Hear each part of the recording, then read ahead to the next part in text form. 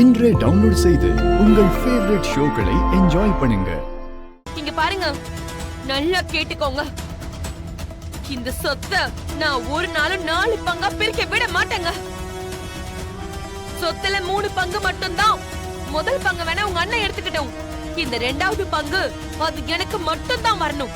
யாரோ ஒருத்தர் சம்பாதிச்ச சொத்துக்கு நீ ஏண்டி பேய் மாதிரி அலைஞ்சிட்டு இருக்க? என்ன பண பைத்தியம் அலையறியா? இது பாருங்க, இது எனக்கான சொத்து, என்னோட உரிமை. இத நான் யாருக்காகவும் விட்டு கொடுக்கவே மாட்டேன்.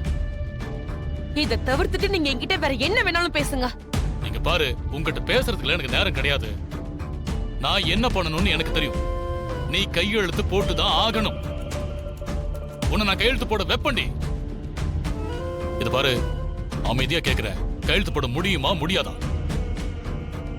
ஏய், முடிவா கேக்குற, கையெழுத்து போட முடியுமா முடியாதா? ஏய், பதில் சொல்றீ. ஏய், உங்ககிட்ட தாண்டி கேட்டுட்டு இருக்க. ஏய், கையெழுத்து போட போறியா இல்லையா? நீ போடுறேன், ஆனா ஒரு கண்டிஷன். கண்டிஷனா? என்னது? ஆமா, யாருன்னே தெரியாத அந்த ஜீவாவுக்காக நான் எப்படிங்க கையெழுத்து போட்டு கொடுக்க முடியும்? உங்க வாரிசு, உங்க தங்கச்சி பையன் அந்த ஜீவா இருக்கானே, அவனை கொண்டு வந்து இங்க நிறுத்துங்க. உங்களுக்கு தைரியம் இருந்தோம் என் கண்ணு முன்னாடி கொண்டு வந்து நிறுத்துங்க. அதுக்கப்புறம் நான் கையெழுத்து போடுறேன். ஜீவா எங்களால கண்டுபிடிக்க முடியாதுங்கிற தைரியத்துல பேசிட்டு இருக்கியா? ஆமா, ஜீவா தான் வாரிசுன்னு மொத்த குடும்பமும் வானத்துக்கும் பூமிக்கும் குதிச்சிட்டு இருக்கீங்கல்ல. முதல்ல போய் அந்த ஜீவாவை கூட்டிட்டு வாங்க, அதுக்கப்புறம் நான் கையெழுத்து போடுறேன். இங்க பாரு, ஒரு நாள் இல்ல ஒரு நாள் ஜீவா இங்க கண்டிப்பா வந்து நிப்பான். உன் முன்னாடி வந்து நிப்பாண்டி.